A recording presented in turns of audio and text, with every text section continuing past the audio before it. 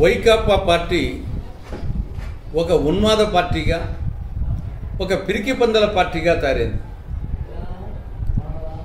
APCC అధ్యక్షురాలు షర్మిలమ్మ గారు, YS Sharmila Reddy గారు కేంద్ర రాష్ట్ర ప్రభుత్వాల వైఫల్యాల మీద, రాష్ట్ర సమస్యల మీద నిర్మాణాత్మకమైనటువంటి విమర్శలు చేస్తున్నారు. ప్రత్యేక హోదా విషయం కానీ, కడప జిల్లాలో స్టీల్ ప్లాంటు, దుగరాజపట్నం ఓడరేవు, Polavaram project, Visakha metro, Vijayawada metro, కేంద్ర రాష్ట్ర ప్రభుత్వాల అప్పులు, వీటి మీద నిర్మాణాత్మకమైన కన్స్ట్రక్టివ్గా సమస్యల మీద ఆవిడ మాట్లాడతాం. వైకాపా నాయకులు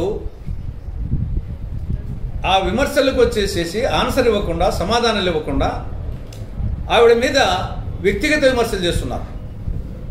అంటే వాళ్ళ దగ్గర చెప్పుకునే దానికి సరుకు లేక ఆవిడ మీద వ్యక్తిగత విమర్శలు చేస్తున్నారు. ఆ వ్యక్తిగత విమర్శలు ఏ స్థాయికి పోయినాయి? పరోక్షంగా షర్మిలమ్మ గారి అమ్మ మీదకి పోయినాయి. షర్మిలమ్మ గారి అమ్మ ఎవరు? ముఖ్యమంత్రి జగన్మోహన్ రెడ్డి గారికి అమ్మ. మరి విజయమ్మ గారిని ఈ ఉన్మాదులు ఈ విధంగా విమర్శిస్తూ ఉంటే కొడుకుగా జగన్మోహన్ రెడ్డి ఏం చేస్తున్నాడు?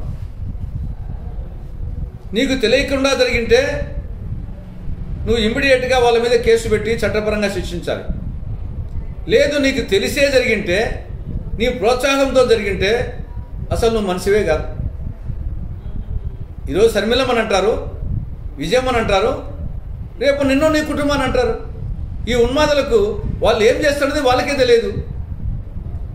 మీ తల్లిని అన్నప్పుడు రేపు నిన్ను అనరనే ఉంది, నీ కుటుంబ సభ్యులు అనరనే ఉంది.